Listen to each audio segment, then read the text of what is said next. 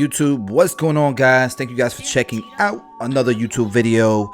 I didn't have a consultation on this one. It's fairly simple how he explained it. He just wanted a 1.5 on top, a mid-ball fade, and clean up the beard. So we did a 1.5 guard. I'm using the Babyliss one on my Babyliss FXs, and we're just gonna knock down the bulk real quick.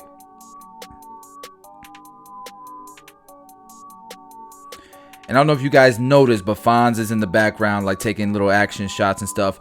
We're gonna implement some of those shots here, but those shots were for a separate project we're working on. But nonetheless, we added some to the tutorials to just make it cooler. So we went ahead and started balding him out. I'm using the skeleton FXs to clear the bulk, and now we're gonna go ahead and use the blade all the way open, going up to an inch, no less than half an inch. All right, now I'm gonna go clipper close and open it little by little. The more compressed the fade you want, the less you go up in each of these guidelines. So if you want a more compressed fade, I would consider going a half inch up. If you want a more stretched out fade, I would consider a blade open to like an inch. All right, so now that we blended this area out, we're gonna slap our number 1 guard all the way open, lever all the way open, and that just means you push the lever all the way down so that the blade is its longest length with this 1 guard. And same thing, I'm going about an inch up. Once I've done that, I'm gonna go with the half guard. I'm gonna start open and close it little by little.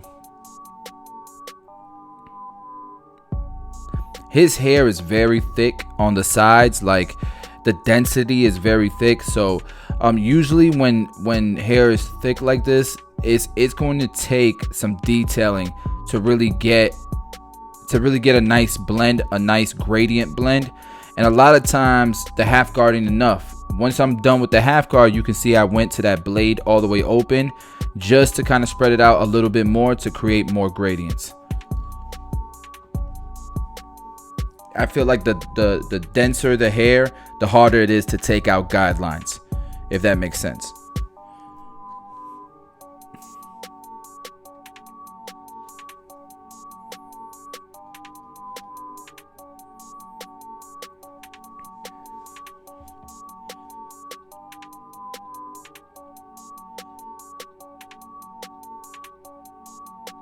And he did tell me he didn't want a C cup, so keep that in mind. All right, next guard, I'm gonna go ahead and do the 1.5 guard all the way open. And the reason why is because we went with a 1.5 guard with the grain.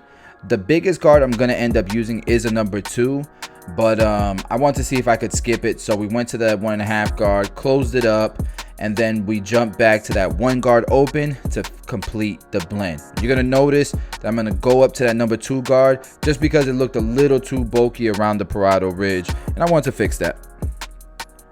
And here we are with the number 2.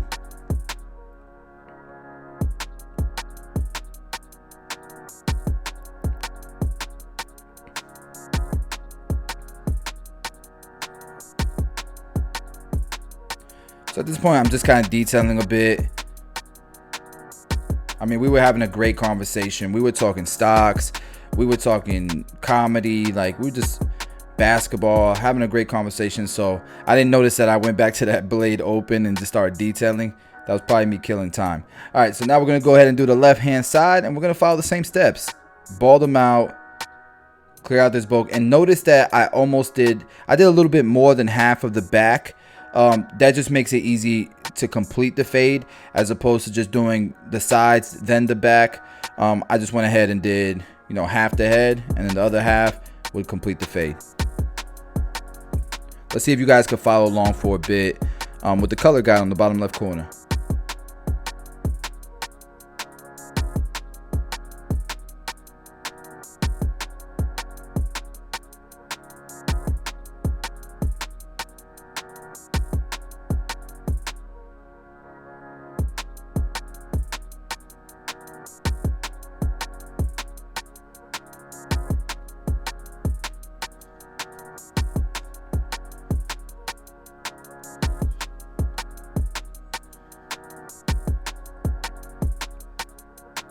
But I noticed too, guys, with thick hair like this, when you go with the clipper all the way closed, I go up about halfway in that section with clipper closed. You really do have to go up higher, I feel like, in each step to make it a gradient fade.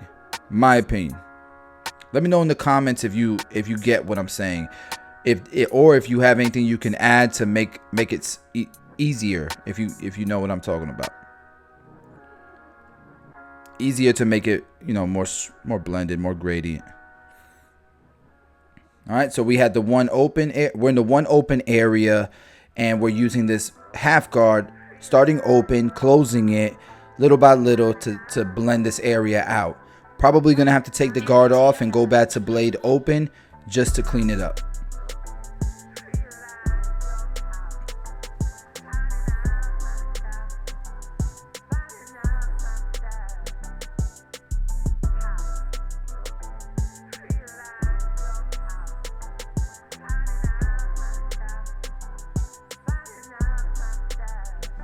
At a beat fire, Tito. Shout out to my cousin Tito. Link in the description if you guys want beats. He has a subscription service where you get new beats every single month.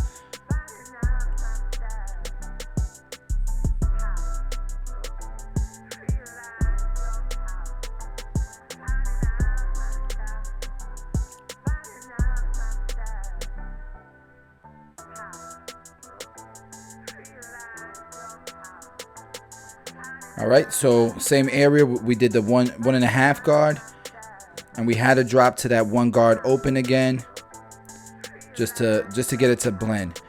And then the last guard we'll use is that number 2 to help with some of that bulk you see in the parietal ridge, just like we did on the other side.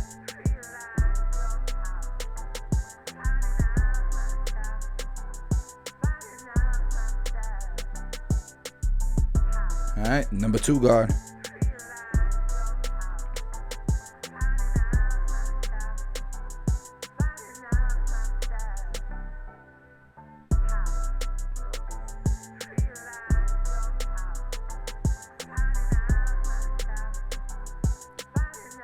All right, while we're here, we're gonna go ahead and blend his beard in. And he ultimately told me he wanted a 1 guard, and I actually went ahead and did a 1 guard open just in case. And guess what? The 1 guard open was lighter than he liked. It was a lower length than he liked. So imagine if we would have went 1 guard closed. I'm glad I opted for 1 guard open, but next time we know he probably wants like a number 2.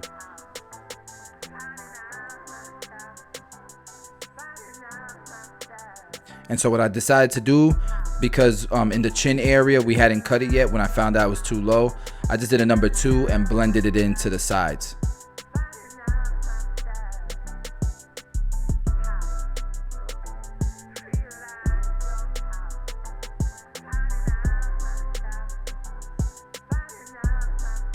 All right, and just because we didn't really do the back, but we did kind of when we did the sides, it's not gonna look as good, so I went back and I had to detail the back to make it look better.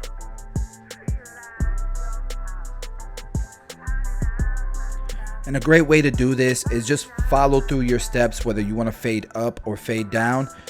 Just cross check it and go through those steps again just to make sure it's detailed.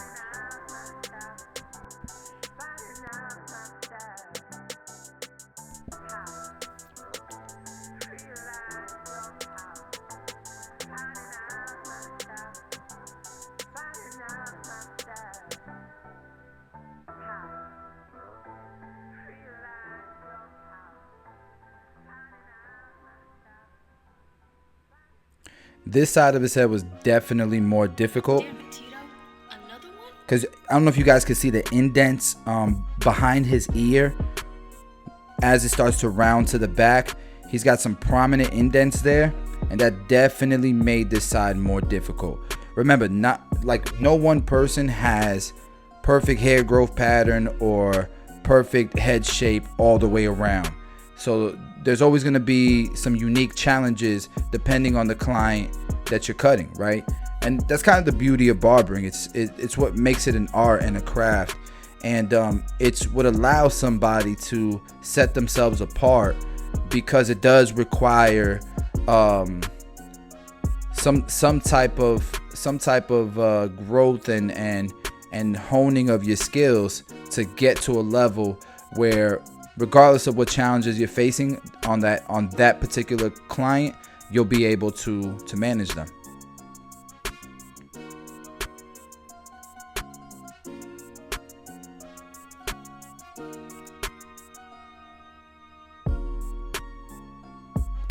All right, so now we're gonna go ahead and start lining him up. I'm gonna try to leave it natural but as sharp as possible.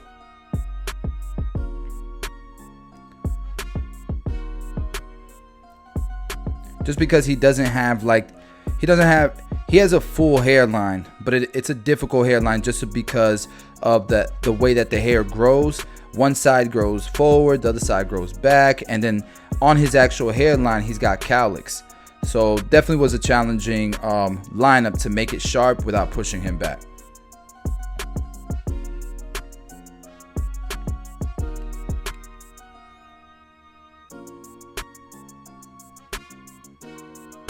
Yeah, you guys can see from here all the different directions his hair grows around his hairline.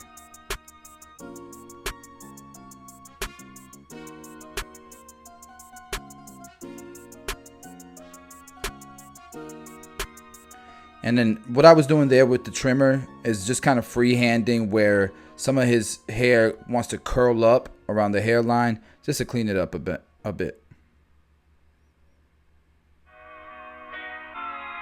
All right, and once it's lined up, you know, I'll go back in detail. We still gotta do this side of the beard though.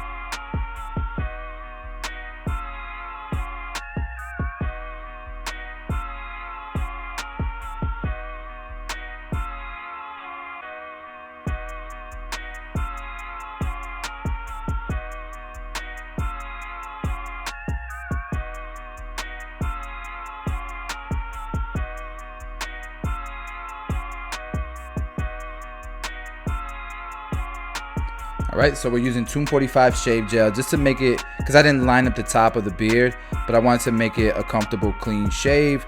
So we put some shave gel there, and it really made that beard line really sharp.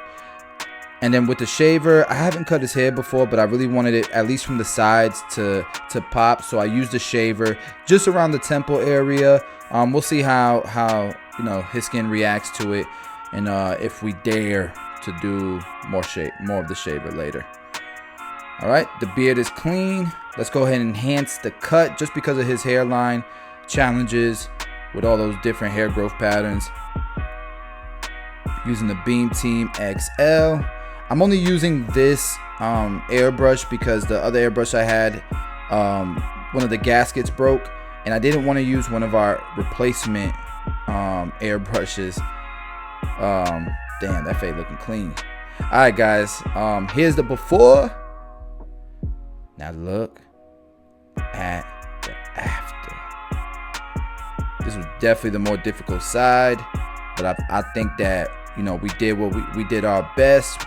The cut looks clean. The fade is blurry. The line is sharp. Got a little bit of waves coming in there too on the top. I think it's a nice cut, man. Guys, we drop content every single day between vlogs, reactions, haircut tutorials, all that. I will see you guys tomorrow.